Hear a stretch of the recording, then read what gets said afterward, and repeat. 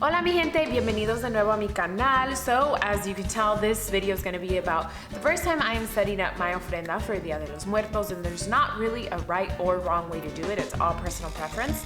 So obviously you got to have the picture of your loved ones. I have my abuelita and my tia up there.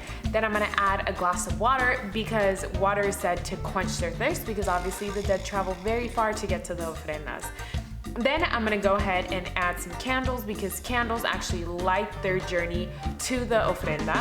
And then after that, I am going to go ahead and add some decorative pieces, such as like the calavera you see in the middle, and then these wine bottles that I have been saving for this specific purpose. They have these really cool Catrina images, and they go perfect with the theme. Then after that, I'm gonna go ahead and add the picture of my deceased doggy, which I love her so much. And I also added fruit on the table because back in the old days, this celebration was also a time to kind of rejoice in the harvest of the season. Then I added some salt because salt is the purifying element on the ofrenda. You know, it's said to kind of cleanse their souls and help them make it safe back and travel for next year. Then I'm gonna go ahead and add some harina, which is flour. I don't know the meaning of why flour is incorporated, but my abuelita told me I had to incorporate it, so she tells me I gotta do it, then I gotta do it. So that's that. Obviously, you gotta have un poco de alcohol, un poco de trago, because the dead have traveled a very long way and it's a party. You know, you want them to relax and enjoy their time in your home. So there's a little bit of vinito set up for them, a little bit of wine.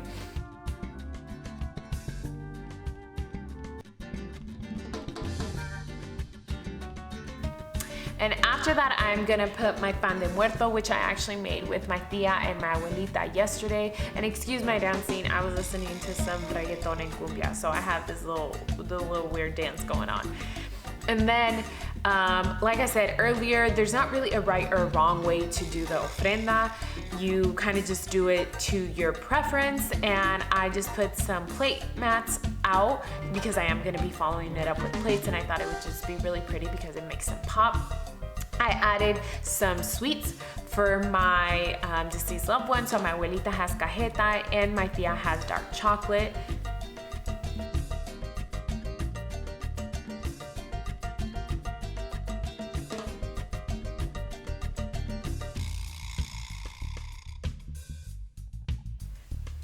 Then I'm gonna go ahead and add their plates and follow that up with the flowers. So the traditional flowers are la flor de cempasúchil, so marigolds in English. And this flower is said to date back to pre-Hispanic times, so during the Aztec rule, and they used this flower because the scent was so alluring. To guide the spirits to their altars.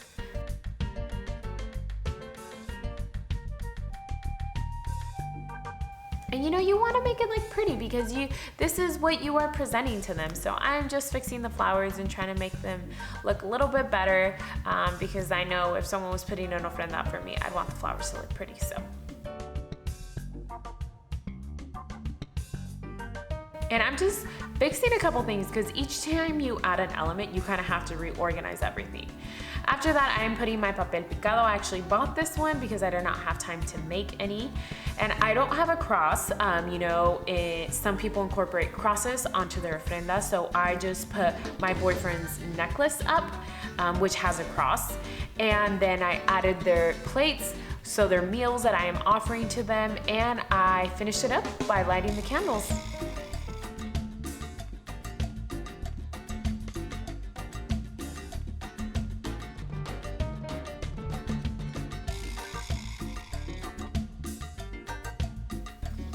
And here is the final product. It is my first year, so it's obviously not perfect, but I am really pleased with it and I'm really happy with it. and I'm proud of myself for doing it because I've been saying I was gonna put up an ofrenda for years now, and I finally did it. It's my first year in my home, and I love it, and I can't wait to just build on this each year. And it's nice to remember the actual meaning of them, you know, the meaning of ofrendas, which is really just celebrating loved ones and their life and letting them know that you still carry them in your heart every day. And this is a specific day for them to come back and really celebrate with you. And thank you guys so much for watching. I really appreciate it. Subscribe to my channel if you're interested in seeing more cultural videos or anything related to positivity and sustainability. Thanks for watching, and hasta la próxima. Ciao.